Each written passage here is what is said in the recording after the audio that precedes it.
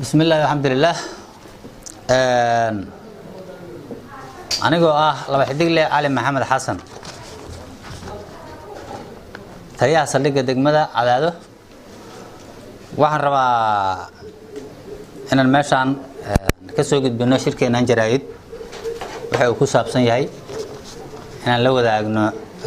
dhammaan ummadda Soomaaliyeed wuxuu ku saabsan yahay shirkeena jaraa'id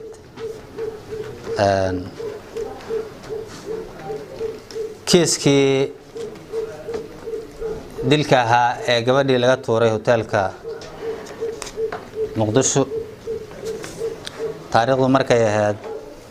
11 bishii 9aad abaara 7 saac iyo bar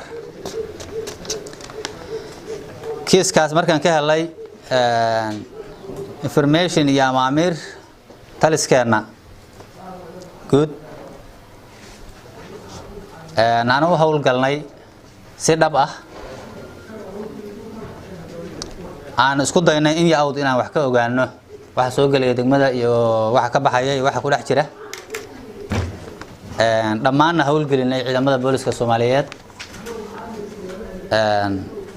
waxa noo soo gashay 24 saac kadib inaan gacanta ku soo dhigno eedeysane Maxamed Ibrahim Usman oo ah ninka lagu eedeynayo inuu ka dambeeyay falkaas xanuunka badnaa ee ku dhimatay Xamdi Maxamed Farax إلهي يا مهد إسكاله إلهي يا مهد إسكاله مرولبا waxaan rabaa inaan mahad celiyo saraakiisha ciidanka booliska Soomaaliyeed oo xogtaas aad iyo aad information ka noo siinayay ama amirna nagu siiyay haddii heer guud taliyaha ugu sareeya booliska Soomaaliyeed taliyaha xigeenka taliyaha galmudug taliyaha xigeenka dhammaan saraakiisha booliska Soomaaliyeed waxaan dareemaynaa inay taagnaayeen waxaan wadaagaynaa xog joogta oo saacada waxaan ognahay dadka Soomaaliyeed oo dhan inay taagan yihiin oo taagnaayeen waxaan rabnaa inaan cadeyno ninkaas inuu gacanta lagu hayo sharcigana mari doono ama amirta labaad ee saraakiishna siiyana ay yihiin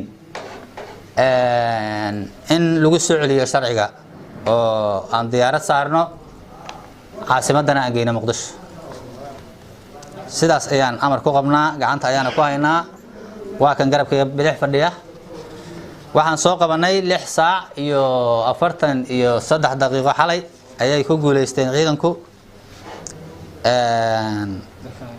waxaan aad iyo aad ugu mahad celinayaa saraakiishii ka qayb qaadatay waxaan aad iyo aad ugu mahad celinayaa ciidamada booliska oo inta iyaguna u taagnaa waxaan aad iyo aad ugu mahad celinayaa dadka shacabka oo macluumaadka nala soo wadaagayay iyo barnaamijyada oo xiriirka na siinayay waxaan aad iyo aad ugu mahad celinayaa saraakiisha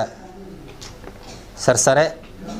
naga caawinayay nagana gacan siiyay barnaamijkaas inaan ku guuleysano gacanta ku soo qabana ninkaas rumaantii waxaan uga taxsiinaynaa ummadda Soomaaliyeed arinkaas xanuunka badan leh ee ay ku dhimatay Xamdi Maxamed Farax Allah u naxariisto ayaan leenahay samar iyo iimaan Allah naga siiyo ayaan leenahay waxaan rajaynaynaa in loo marin doono sharciga islaamka loo marin doono arinkaas ayuu ninkaan diyaar u yahay saaka gacanta ayuu ku jiraa waxaan leenahay ummadda Soomaaliyeed way murugeysneed xanuun badan ayaa hayay fariista gacanta ayaa lagu hayaa falkaas arxan darrada ah ninkii geystay waxaan rabnaa in inta la wada dhaga qaado lana ogaado waxaan rabnaa inaan cadeyno way taagan yihiin booliska galmudug ama amir ayaan ku qabnaa inaan taagnaano saraakiisheena na siisay wax walba oo caqabad ku ah dalkan iyo dadkan iyo diintaana inaan u taagnaano oo hameen iyo maalin baan raadino oo soo qabanno ayaan amar ku qabnaa waa ku dhaaranay ma rabno inaan dhaartii aan dhaaranay been noqoto وقبنا عد كست واحد جذب قصة ما يسوى ضن كسوماليا كارهان قبل كان هذا كشوجنه كعنتان قصة قبنا إن شاء الله الكريم ما هن مال بحلق علينا مال دم بالقولة صار ونتماها مال dad arxan laawa oo gabaad ka dhiga karna ma ciidamo iyo saraakiil falgalaya jooga mar walba saacadood walba shaqadooda qabsanaya waana qaban doonaa cid kasta oo isku dayda aad iyo aad baan uga taxsiyeynaa falka xanuunka badan oo ummadda Soomaaliyeed dhan qalbigooda wax badan gaarsiiyay waxaan leeyahay dulqaata oo samra gacantana ku qabta falalka noocaas oo kalaana halaga dhiidiyo hana laga istaago waxaan u mahad celinayaa mar labaad iyo mar saddexaad saraakiishii shaqada soo qabatay ciidamadii howlgalay ee taagnaa waxaan u maleynayaa 48 saac ciidamadu heegan ay ku jireen meel walba ciidanka boolisku alxamdulillaah rabbil caalamiin ilaahay nagu guuleeyay waxaan ugu soo gashay inaan soo qabanno ilaahay amarkiisa horta ku soo gashay wax walba amar ilaahay weeye waxaan haynay wada shaqayn guud ee ciidamada booliska qaranka Soomaaliyeed ka dhaxaysa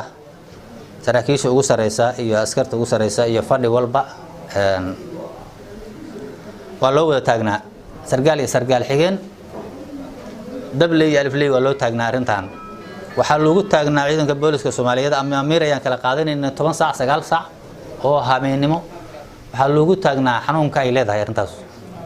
sidaa darteed wada shaqayn guud daba joog tiro badan ayaa lagu helay information-ka ninkani inuu soo galay gobolkan kadibna waxaa dhacday in dhammaan wadooyinka la xiray baaritaan gudahana la galay kadibna waxaa ilaahay nagu guuleeyay in la soo qabto oo laga helo magaalada Cadaado geeskeeda meel ah xalay 6 saac iyo 40 daqiiqo meelahaas saraakiil ka shaqeynaysay barnaamijka aad iyo aad nagala qayb qaatay way jiraan iyaguna oo xamar nooga timid madaxdu noo soo direen oo ka mid yahay ninka la yiraahdo Cabdisalaan ay warsame dhammaan saraakiisha gobolka qadkay ku wada jirtay iyo saraakiisha guud intaba أنا من سنة مركا برنامج كاس حنون كأولها يا وحوها برنامج أنا أقول لي ما أركن برنامج نوعان وكلا هذا هو حنون بدنا ضد كترين كي سنة ساكعي إذا ما البوليس كنا وشغل أي لحاين أي قتين ولا سوق ذي شيء حل والب ولا سوق شيء حل والب أنا وتاجنا ين ما ضحوا وين تلفون جرينين أما مرتي information كانوا وكلا قادريني إلهي بنقول لي إن شاء الله الكريم سبحانه وتعالى كان بيسنه waxaan rabaa in la hadlo ciidamada booliska galmudug gaar ahaan ciidanka degmada Cadaado ka shaqeeyay waxaan leeyahay mar koobaad iyo mar labaad iyo mar saddexaad waa maasantii waxay guteen shaqooyinkan iyo shaqooyin kale oo u dhigma waxayna taagnaayeen habeen iyo maalin waxayna diyaar u yihiin inay gutaan shaqadan oo kale iyo shaqo ka adag iyo shaqo ka fudud insha Allah intaba waxaan leeyahay halkeenna ka sii wadaynaa ma dhawa xaaladdu ilaa ay noo xasisho dhammaan wadanka Soomaaliya dawladdeennuna way ogtahay wixii aad qabateen waadna heli doontaan xaqiina insha Allah kariim Soomaalidu waxay tahay dawladdeedkeeda way ogtahay dawlad ciidankeeda ayada og uma baahna hadda inaan raano anagu sidaas dawladda iyo madaxda iyo saraakiishu way og yihiin ciidamadooda